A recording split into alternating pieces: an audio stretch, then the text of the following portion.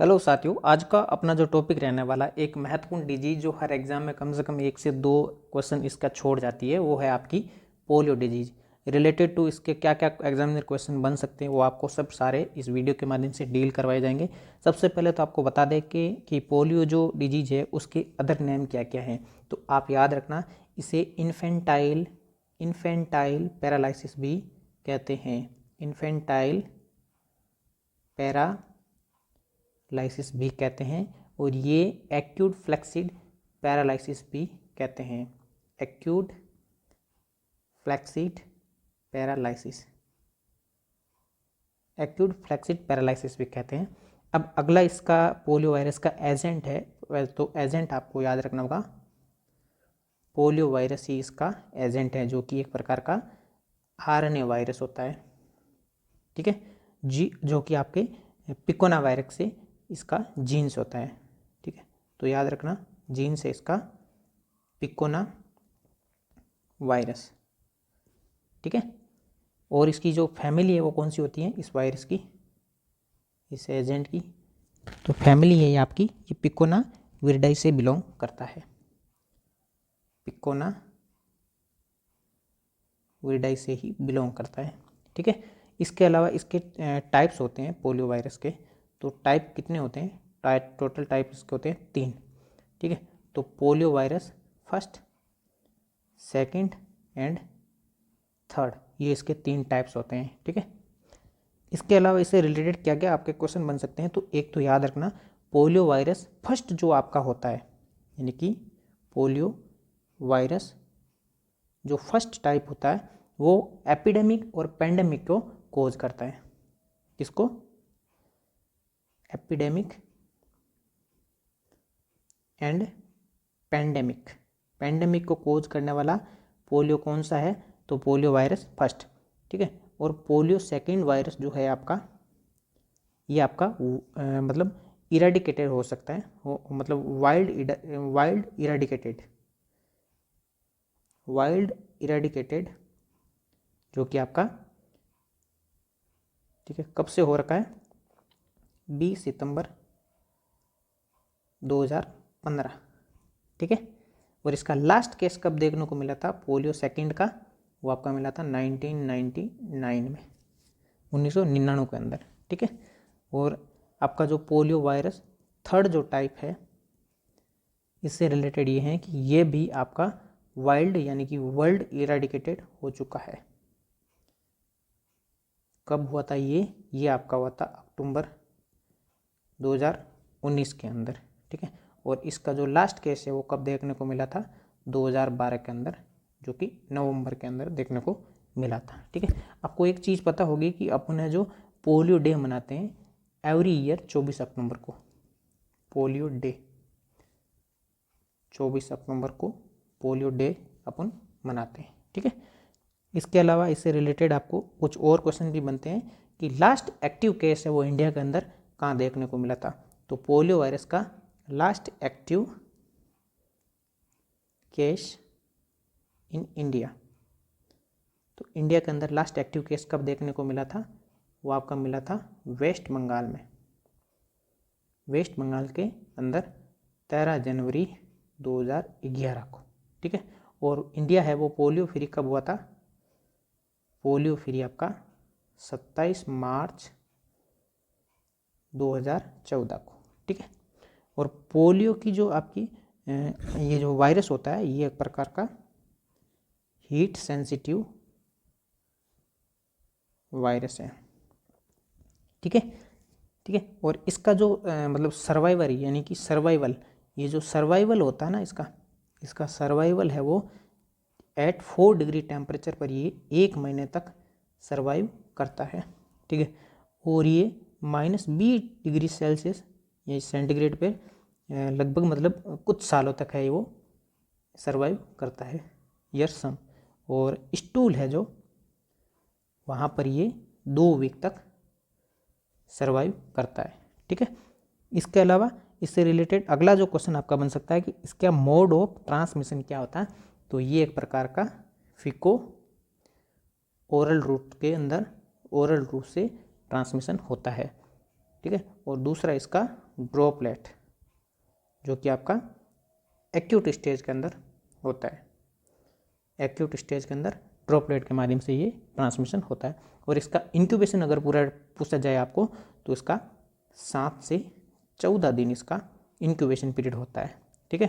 हालांकि ये डिपेंड करता है वायरल लोड के ऊपर, बट आप याद रखना इसका 7 से 14 दिन है इसका मतलब इंक्यूबेशन पीरियड होता है, जो कि डिपेंड करता है किस पे, डिपेंड ऑन वायरल लोड कितना ये वायरल हुआ उसके ऊपर डिपेंड करता है। हालांकि अगर आप देखना चाहें तो मे बी मतलब 3 से 35 दिन तक की ये इसका इंक्यूबेशन पीरियड रह सकता है, ठीक है।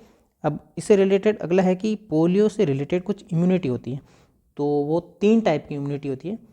एक होती है maternal immunity, maternal immunity, maternal immunity है आपकी एट 6 मंथ तक, 6 महीने तक आपकी मैटरनल इम्यूनिटी रहती है। और सेकंड आपकी जो रहती है वो आपकी पोलियो वैक्सीन से, पोलियो वैक्सीन के माध्यम से, जो कि आपकी आर्टिफिशियल एक्टिव इम्यूनिटी होती है, आर्टिफिशियल एक्टिव इम्यूनिटी होती है।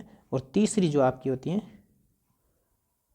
वाइल्ड पोलियो इन्फेक्शन से, ठीक है, जो आपकी कॉन्टैक्ट मतलब इम्यूनिटी होती है,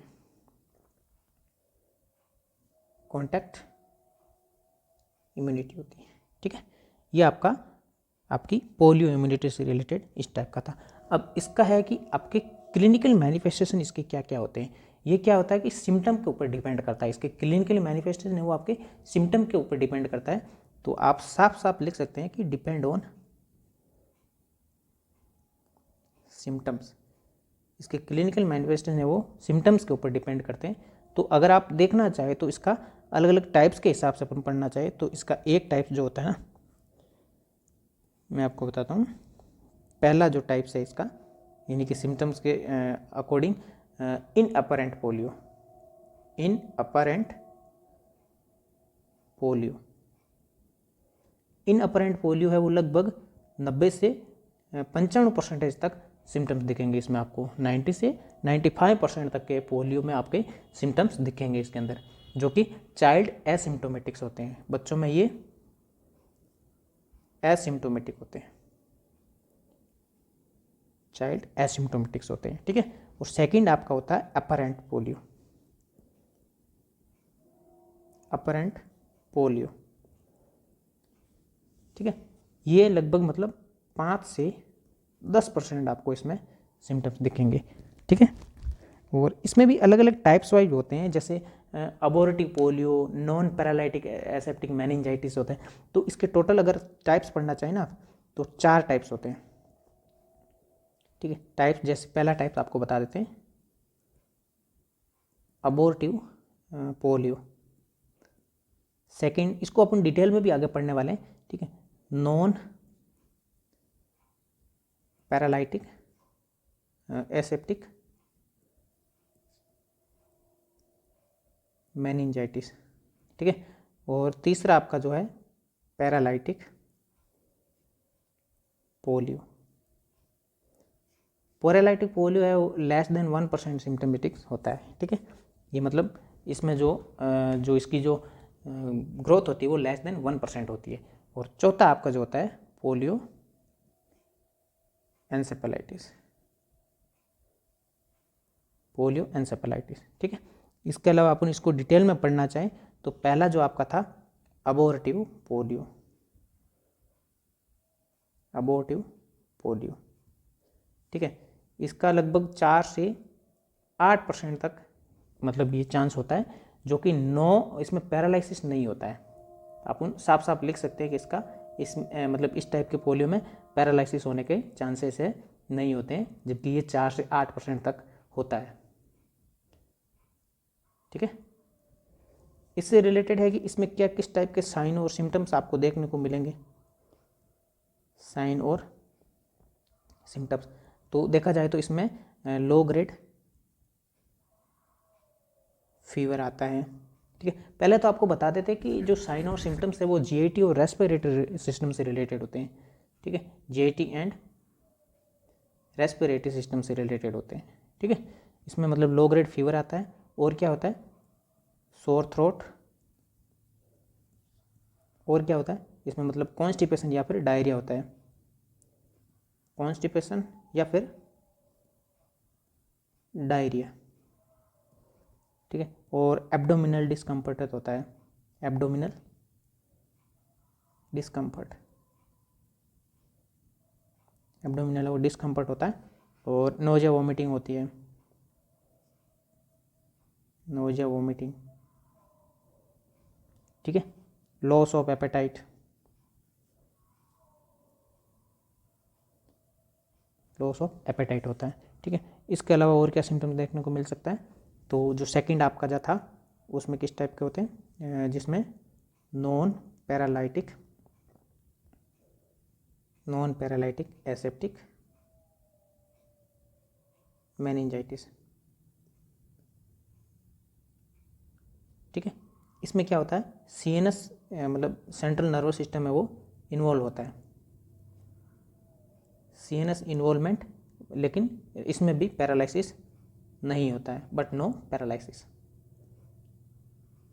ठीक है, इसमें क्या साइन और सिम्टम देखने को मिलते हैं, तो हेडेक होता है। ठीक है, और क्या होता है, ट्राइपॉड साइन होते हैं, ट्राइपॉड साइन देखने को मिलते हैं। हेड मतलब जो है वो हेडेक होता है, उसके साथ में हेड डीप साइंस होते हैं, जो मतलब बहुत ज़्यादा डीप में जो हेड से रिलेटेड साइन होते हैं वो आपको देखने को मिलते हैं। ठीक है, और थर्ड जो आपका था वो था आपका पैरालाइटिक पोलियो, पैरालाइटिक पोलियो। ठीक है, इसको मैंने आपको पहले ही बताया था, लेस देन 1% तक होता है। ठीक है, और इसमें ये मतलब एक प्रकार का स्पाइनल पैरालिसिस होता है, इसमें मतलब स्पाइनल जो पैरालिसिस होने के चांसेस होते हैं 80% तक के। तो याद रखना, स्पाइनल पैरालिसिस, स्पाइनल पैरालिसिस कितने परसेंट चांस होते हैं, 80% तक, यानी 80% तक चांस होता है स्पाइनल पैरालिसिस होते हैं।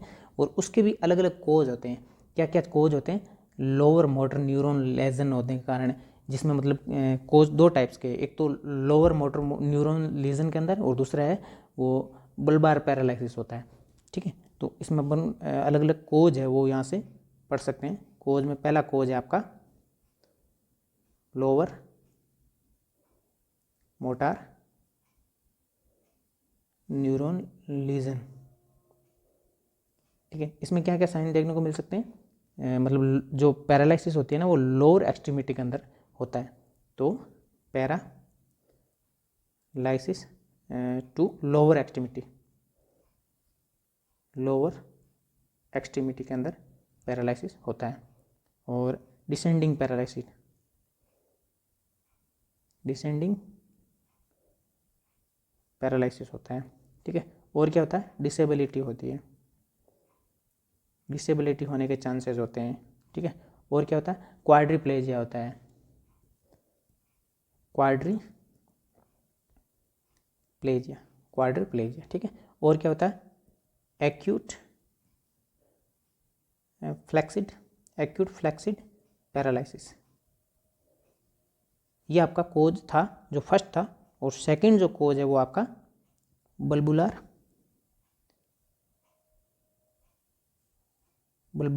पैरालिसिस। ठीक है, इसमें क्या क्या प्रॉब्लम्स हो सकती हैं, तो प्रॉब्लम्स अगर आप देखा चाहे तो प्रॉब्लम्स होती है इसमें रेस्पिरेटरी सेंटर, उसमें प्रॉब्लम हो सकती है, वेगस नर्व के अंदर प्रॉब्लम होती है, और क्या होता है, और जो वैसोमोटार सेंटर होता है उसके अंदर भी प्रॉब्लम्स होती है, वैसोमोटार सेंटर। और क्या प्रॉब्लम होती है, वाइटल जो ऑर्गन्स होते हैं वो चेंज हो जाते हैं, change vital organ.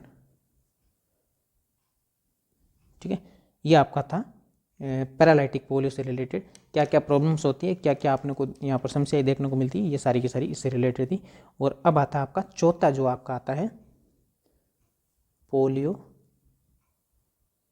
Encephalitis, polio encephalitis, ठीक है। इसका मतलब क्या होता है कि inflammation of grey matter of brain stem, ठीक है। यानी कि आप समझ सकते हैं कि जो ब्रेन स्टेम होता है उसके अंदर इन्फ्लामेशन होता है ग्रे मैटर ऑफ, ठीक है, ग्रे मैटर का इन्फ्लामेशन होता है, inflammation of grey matter of brain stem से रिलेटेड, ठीक है। इसमें क्या क्या साइन एंड सिम्पटम देखने को मिल सकते हैं, तो कन्फ्यूजन होता है इसमें, और क्या प्रॉब्लम्स होती है, डिसओरिएंटेशन, यानी कि जगह से वो ओरिएंट ही नहीं है, ठीक है, डिसओरिएंटेशन, ठीक है। और क्या प्रॉब्लम्स होती है, लेथार्जी, ठीक है, ये होता है। ये जो पोलियो है वो एक मतलब रेयर होता है, लेकिन ये मतलब फेटल भी होता है, रेयर बट फेटल होता है। ये एक इस टाइप का पोलियो है जो रेयर मतलब रेयर केस में होता है, बट मतलब फेटल होता है, ठीक है। अब अगले इससे रिलेटेड है कि इसकी पैथोजेनेसिस ऑफ पोलियो वायरस से रिलेटेड, मतलब पोलियो वायरस है उसकी पैथोजेनेसिस मतलब कौन कौन है, इसके कितने स्टेज है, कितने फेज है। तो टोटल 4 स्टेज होते हैं इसके, 4 स्टेज, या फिर आप इसे फेज भी कह सकते हैं, 4 फेज होते हैं। तो वो 4 कौन कौन से आपको मैं आपको चारों बता देता हूँ, ठीक है। पहला होता है एलिमेंट्री फेज, एलिमेंट्री फेज के अंदर इसकी पैथोजेनिसिटी आप होता है। दूसरा होता है लिम्फेटिक फेज, और तीसरा जो आपका होता है विरेमिक फेज, ठीक है, और चौथा होता है आपका न्यूरल फेज, ठीक है। ये आपका पैथोजेनेसिस ऑफ पोलियो वायरस से रिलेटेड 4 फेज थी, वो आपको बता दी। अगला है कि इसका अपन डायग्नोस्टिक एवैल्यूएशन कैसे कर सकते हैं, यानी कि इसके लिए कौन कौन से टेस्ट है वो किए जाते हैं। तो एक टेस्ट होता है एपिडियोमायोलॉजी सर्विलांस के हिसाब से देखा जाए तो स्टूल टेस्ट होता है, एपिडियोमायोलॉजी सर्विलांस, इसके अनुसार देखा जाए तो स्टूल टेस्ट होता है। कौन सा होता है दोस्तों,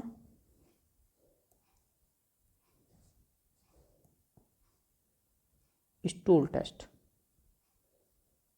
ठीक है। स्टूल टेस्ट है वो इसके ऊपर मतलब 2 वीक तक है वो पोलियो वायरस है वो सर्वाइव करता है, ठीक है, यानी कि 2 वीक्स तक है वो सर्वाइव करता है। और ये एक प्रकार का रिवर्स कोल्ड चेन होता है, इसे अपन रिवर्स कोल्ड चेन का ये एग्जाम्पल मान सकते हैं, रिवर्स कोल्ड चेन, ठीक है।